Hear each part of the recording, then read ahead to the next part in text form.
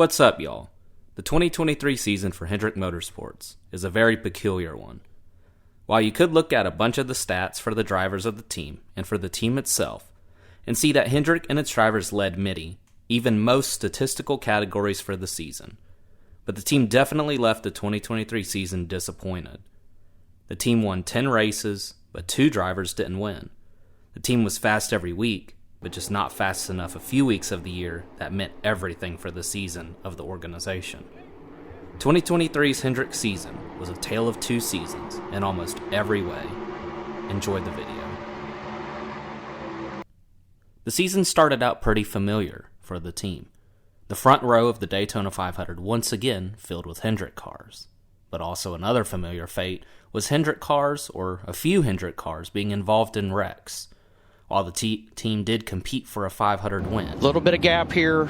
Kevin closes in, contact with the 45. That's what also catches the 12. And then it's on. Yeah, it didn't take much. It looked like Tyler was having trouble holding on to it, and as soon as that... They're both coming at the same time. You just got to pick one. First time the Florida melon farmer has led the Daytona 500. Door to door like this, you're going to have to make a move. Is he going to? That's right. Well, I didn't say it better than him, though. No. Whoa. Well, good. You got the help. Larson tried to go to the middle. Oh, he got turned. Larson Pastrana in the fence. The season started off incredible for the Hendrick organization. While Chase ran the first 2 races before his injury, he had finished Fontana in second. Kyle Larson had one of the fastest cars after fixing under-the-hood issues. And for Larson, this showed the next week. Vegas would see the 3 full-time Hendrick drivers sweep the race and sweep the stages, the top 3 of the race. But then again, the Elliott injury meant later on we would find out a slight change in fate in the Daytona 500 wreck, or Elliott's just short second-place finish at Fontana could have made the entire difference between the disappointing 2023 season or an all-out dominance instead. Big news here in Las Vegas centers around the 2020 Cup Series champion Chase Elliott. He was injured today, injured his leg snowboarding in Colorado. He will undergo surgery tonight, and he will be replaced in that 9-car for Hendrick Motorsports this weekend by the driver of the 8 in the Xfinity Series, Josh Berry. For more, let's go to Regan Smith. Really a little easier when there aren't any cautions. You know, you're out front, you don't have a whole lot of yellows to shake things up. William Byron takes that second stage again. 4 wide off the corner, behind the leaders. Truex side wrapped him back. He's going to have to get there. He's just had to lift too much. That tire deficit, William Byron to the lead. Look at this run. They're all going to get on Truex now. Lifting right in the middle of 3 and 4. Worst corner you could do it in. White flag is official. I'm telling you, Bowman's in a really good situation here. 4 wide for 7th. Excuse me, Byron. And a big run for Bowman on the outside. They're going to split Truex, and it's 3 Hendrick Chevys to the front. Just like much of the day, around goes Allmendinger, back of the pack, 4 or 5 cars spinning. We stay green as everybody gets out of the throttle. Here they come to the flag. Ooh. William Byron will lead his 175th. And there's Byron about 2 car lengths back of Ryan Preece. That would spoil Logano's plan. He got to run. He got to run. Oh, that's the flip. And here comes William Byron off turn 4 to win stage 1. Whatsoever last year. When you have a good balance in your race car, your communication can find the rest of it, fine-tune the rest from there. 3 wide per second. Keep an eye on his 45. 4 tires. Can he make it stick? Half to the bottom 12. He got tight. William Byron. All right, Blaney second. Tyler Reddick boxed in. Boxed in by the 5. No place to go. And for the second week in a row, William Byron comes off turn 4. Checkered flag Byron. Something that shows that while Hendrick was the best team for the season, they still left a ton of meat on the bone. The 10 wins the team had is impressive, but Hendrick had consistent speed all season. The Hendrick team amassed 48 top 5 finishes, 11 more than Joe Gibbs Racing, and Penske only amassed 20 total. But impressively, only one occasion all year did the team go back-to-back weeks without a top 5 finish. The Pocono to Richmond weeks, were the only occasion that Hendrick didn't have a top 5 in back-to-back weeks, as the team managed to finish top 5 in 30 of the 36 races all season. 1 lap to go, sponsored by Credit One Bank.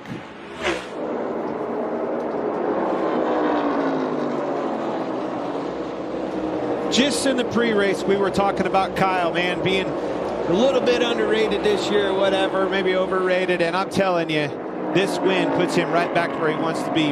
Had some tough finishes, back on top. First win of the season for Kyle Larson. One bank. Wow. Wow, wow, wow. Bobby. Truex is all over Logano for second.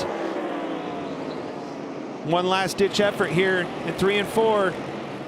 What a comeback. Kyle Larson continues the Hendrick dominance at Martinsville.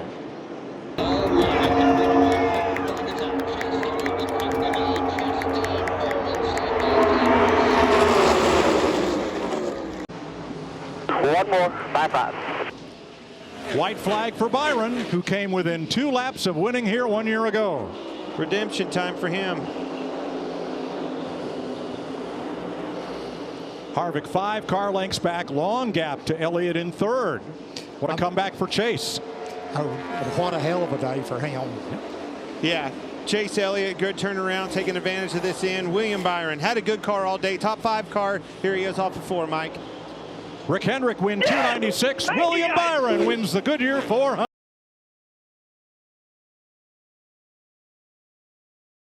But some big news coming out from the NASCAR community. Chase Elliott, he has been suspended from the next Cup Series championship event at St. Louis following Monday's race at Charlotte Motor Speedway. NASCAR ruled that Chase intentionally crashed Denny Hamlin on lap 186 of Monday's Coca-Cola 600 at Charlotte, turning left into Hamlin's right rear quarter panel and sending the 11 head-on into the outside safer barrier on the front straightaway. Here is reaction from both race cars. Balance, affect the pitch, transition into corners, all of those things. When you're able to do this, it can give you a massive advantage. It's just another, hard contact, head on into the wall there. Elliott missed turn 9 or 8. Thumbs up. Let's take a look. We see Shane. Oh, I think he hits that right side wall like the 47 did, except for he didn't get turned at all. Heavy left front damage. Watch the whole barrier. 10,000-pound blocks. 2 of them connected. Slides there, waiting on the tow truck to come bring him back by. You see him getting loose off the corner. More to come.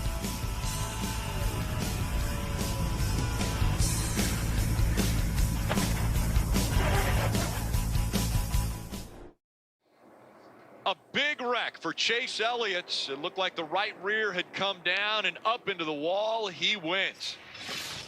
Yeah, you can see, watch how quickly this race car comes around. You can see everything felt good, and then immediately it went around. Big hit for Chase. Chase Elliott. Elliott is off the pace, and he's slinging the car back side to side. Chase Elliott has a problem coming out of the S's. Yeah, there's a stop here in the middle of the bus stop. That's going to bring out a yellow. But we begin tonight with breaking news surrounding another injury for a Hendrick Motorsports driver. It's the Daily Fuel. Alex Bowman, the driver of the 48 car, is expected to miss 3 to 4 weeks following a crash at a sprint car race at Iowa Tuesday night, where he suffered a fractured vertebrae in his back. Hendrick Motorsports is going to request a medical waiver to allow. Alex Bowman is also a big part of this being a true yin-yang, boom and busted season for Hendrick. As Hendrick has had plenty of seasons where 3 of 4 drivers were successful, or just one driver had significantly better results. But Alex Bowman spent the beginning of the season enjoying consistency and success to find the last almost 2/3 of the season as irrelevant and just not competitive. But this was caused by the back injury in his dirt car accident. Alex Bowman led the points before his injury. Prior to the Coke 600, Alex Bowman never finished as the 4th Hendrick driver. Then following the return from injury, and after his first race back at the 600, he would then finish last of the Hendrick drivers for 4 consecutive races, and then 3rd or fourth of the Hendrick cars the next 3 races. By season's end, Alex Bowman would only be the best finishing Hendrick driver in 3 total races. Those were all in the first 6 weeks. And be the worst Hendrick driver 11 of his 33 races, and all after his injury. And record his lowest number of top 5s and top 10s in average finish since joining Hendrick or after his first season with Hendrick. Right away, Elliott pushing the 4. Buescher and Keselowski. Now, which line will they take through 3 and 4 for the final time? Buescher separates a car length between he and Keselowski. Brad's got no help. I don't think he gets back there to the 17. As they come to the tri-oval, Buescher's going to win at Daytona. The other injured driver, Chase Elliott, would experience his worst season ever, while William Byron had his best season ever. Yet, Elliott was the most consistent on the team. While Elliott was at least 1 or 2 steps behind Larson in speed, Chase had the better average finish. Even with his awful final 4 races of the season, he actually had the 5th best average finish in the series. Fitting for this 2023 Hendrick season. A driver experiencing his worst season and didn't even win a race was actually the poster child of being good all season. The problem was that he was never great.